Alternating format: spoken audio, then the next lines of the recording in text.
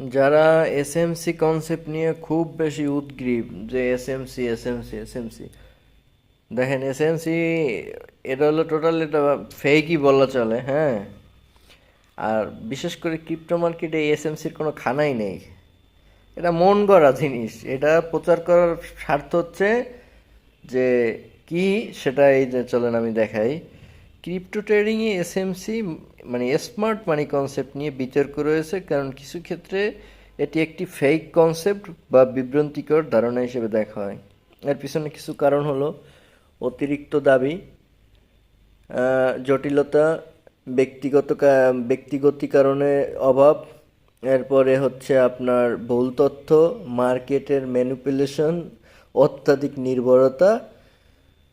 তাইলে আমি কয়েকটা পয়েন্ট আপনাদেরকে ধরে দিই যে অতিরঞ্জিত দাবি কি। কিছু ট্রেডার বা কোচ এসএমসিকে এমনভাবে উপস্থাপন করেন যেন এটি মার্কেটের সব সমস্যার সমাধান, কিন্তু বাস্তবে কোনো কৌশলই 100% সফল নয় এবং মার্কেট সবসময় অনিশ্চিত, এটা মানতেই হবে। আর জটিলতা, এসএমসি জটিল মার্কেট ডাইনামিক্সের উপর ভিত্তি করে, যা নতুন ট্রেডারদের জন্য বোঝা কঠিন হতে পারে। এটি ভুলভাবে প্রয়োগ করলে ক্ষতির সম্ভাবনা বেড়ে যায়। এসএমসি সব ট্রেডার বা মার্কেট কন্ডিশনের জন্য উপযুক্ত নয়। প্রত্যেক ট্রেডিং স্টাইল, রিস্ক টলারেন্স এবং লক্ষ্য আলাদা, তাই একই কৌশল সবার জন্য কাজ নাও করতে পারে। ভুল তথ্য, কিছু ক্ষেত্রে এসএমসি সম্পর্কে ভুল বা অসম্পূর্ণ তথ্য শেখানো হয়, যা ট্রেডারদের বিভ্রান্ত করতে পারে এবং ক্ষতির কারণ হতে পারে।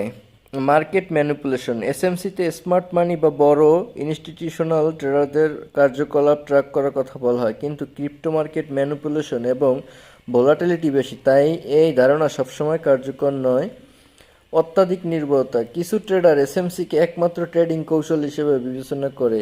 এটা একদম 100% পিওর কথা, যা মার্কেটে অন্যান্য গুরুত্বপূর্ণ ফ্যাক্টর যেমন ফান্ডামেন্টাল অ্যানালাইসিস উপেক্ষা করতে পারে। সব মিলিয়ে উপসংহারে এটা, এসএমসি একটি কার্যকর টুল হতে পারে যদি সঠিকভাবে প্রয়োগ করা হয়, তবে এটি কোনো জাদুর সমাধান নয়। ট্রেডারদের উচিত বিভিন্ন কৌশল শেখা এবং নিজের ট্রেডিং স্টাইলের সাথে মানানসই পদ্ধতি বেছে নেওয়া। তাই এসএমসি এসএমসি করে লাফায়েন না। এসএমসি এটা কার্যকর অর্থে যদি স্মার্ট মানি বলেন তাইলে মনে হয় ফেক মানি, কিন্তু রিয়েল মার্কেটে ফেক মানির কোনো খানা নেই।